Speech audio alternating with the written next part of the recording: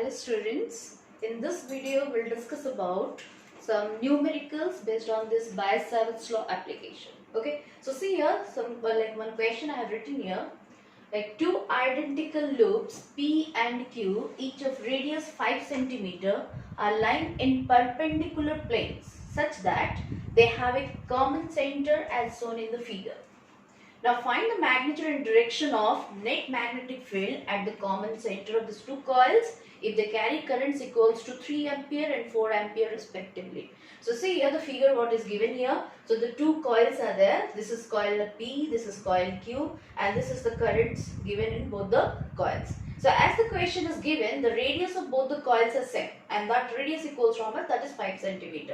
And how they are placed? They are perpendicular to each other. Okay, so this is Q and this is P. So they are perpendicular to each other, and their common center is what? O. You have to find out what is the net magnetic field which is acting at this point O, and what is its magnitude and direction. Okay, so see here, so since there are two coils are there, so what we have to do, we have to find out separately what is the magnetic field due to each coil at the point O. Then we'll find the net magnetic field at this point O. So let's first find out for the coil P.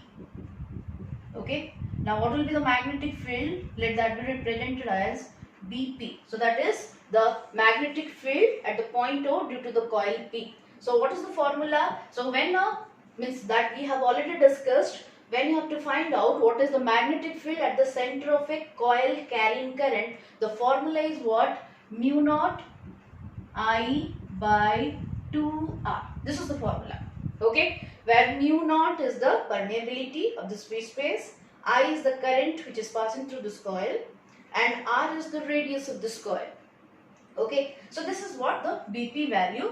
Now here if I substitute what is the I value here, so the first coil, that is P coil, what is the current which is passing through this? This is 3 ampere. So that is mu naught kept like this only, so into 3. Okay, so this is 2, and what is the radius of this coil? That is 5. So this becomes what? You can write down this is 3 mu naught by 10. So this is Tesla. Okay, so this is what? So one more thing is that this radius is in centimeter, it need to be converted into meter. So that is 5 into 10 to the power minus 2. That much meter. So this will be 10 into 10 to the power minus 2. So this will be equals to what? This is 10 to the power minus 1. Right? So this much will be there.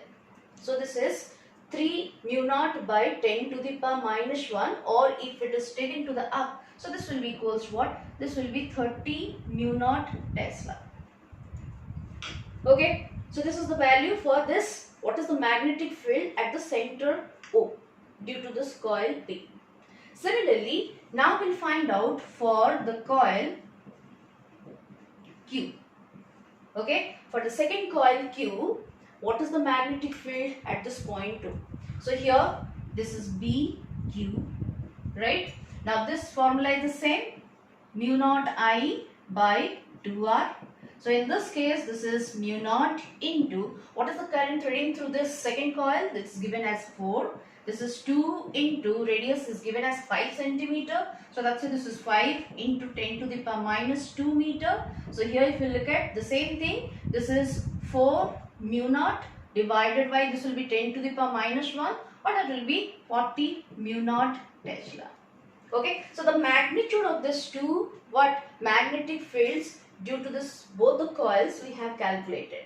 Now let's see the directions first. Are these directions the same or not? Now if I will consider the first coil P, this is the first coil. See, the current direction is like that. Now if you wanted to find out what is the direction of the magnetic field at this center O, so what I have said here, so if you will show the finger, which one? That is the right hand side's thumb is pointing to the direction of the current, then the curl of your finger will point the direction of what? The magnetic field. So that means here you can see, if you just imagine the coil is like this, okay, and the current is threading like this, now what will be the direction of this magnetic field? It will be upward. So that means in this case, this is the direction of, that is BP, okay, perpendicular up. So you can write down, so this will be, this is 30 mu naught T directed upward or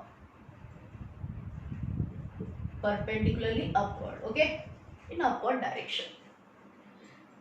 Similarly, BQ, that means due to the second coil, this is the second coil, there's a vertical coil is the second coil, and for this, if you are finding out what is the direction of this magnetic field at this point O, so look at here, what is the direction of the current for the second coil? The second coil's current is like this, anti-clockwise it is moving. So that means here, if I'll show here, now see the current is flowing like this one. Now for this point O, the direction of the magnetic field is like this. So this is the direction of the magnetic field. So this is BQ's direction.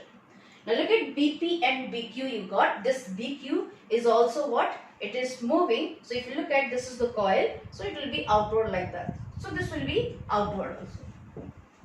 Okay. But this time you can see. So this is BP and BQ. What is the angle they are making? They are making an angle of what? 90 degree. Now you got two magnetic fields, and what is the angle enclosed between them is 90 degree. So when we have to find out the net magnetic field at this point P, so here B net will be equals to what? This will be BP square plus BQ square its square root. Okay, because two vectors, because BP and BQ both are the two vectors. When you are finding the resultant of this two vector, the formula is same, a square plus b square plus 2ab cos theta, and theta being 90, cos 90 value is 0. So only the formula will be a square plus b square square root. So this is what you got here. Now if you substitute here BP value, so BP equals to 30 mu naught. So this is 30 mu naught, okay, its square, plus this is 40 mu naught, its square, its square. Okay, now here if I'll make it square here, 30 square equals to, it will be 900 mu naught square, plus this is 1600 mu naught square. Okay, now it's square root. Okay, now let's just simplify this one. Okay, so this will be, this implies B net will be equals to, so here you can see in both this terms mu naught square is there. So if I am removing this mu naught square, so after square root it will become mu naught only. So within this 900 plus 1600 here, so this will be equals to mu naught into 2500 square root, or this is mu naught into, this will be what? This is 50. Okay, so that means 50 mu naught, or what is the mu naught value? So that you can substitute. So mu naught is 4 pi into 10 to the power minus 7. Okay, 4 pi into 10 to the power minus 7 into 50. So here, so this is 200 into pi into 10 to the power minus 7. So this will be equals to 200, or this will be 2 into pi. So this is 2 pi, and this will be 10 to the power minus 5. So 2 pi value will be equals to how much? This is 3.14 into 2. So this will be 6.28 into 10 to the power minus 5 Tesla. So this is what the net magnetic field. Okay. So net magnetic field at the point, this is equals to what at the point, the common point O is equals to what this is. Now you have to also find the, what is the direction of this one. So that means this is the B net's direction. Let's suppose this B net is making an angle theta. Okay, now you have to find out, to find its direction, what I'll go for? Tan theta. So tan theta will be perpendicular by base. So here, so if I put perpendicular here, so perpendicular by base, so this one is your BP. So BP value is 30 mu naught, okay, divided by, this is what? Base is your BQ, that is 40 mu naught. So that this 2 are cancelled. So this is 3 by 4. So that means tan theta equals to 3 by 4, or theta will be equals to tan inverse 3 by 4. So this is that angle which will be showing the direction of this net magnetic field. Okay. So that is the thing, or that is nearly equals to what? 37 degree. If you write the angle, so that will be equals to 37 degree. Okay. So this is how you have to solve this numerical to find out the net magnetic field.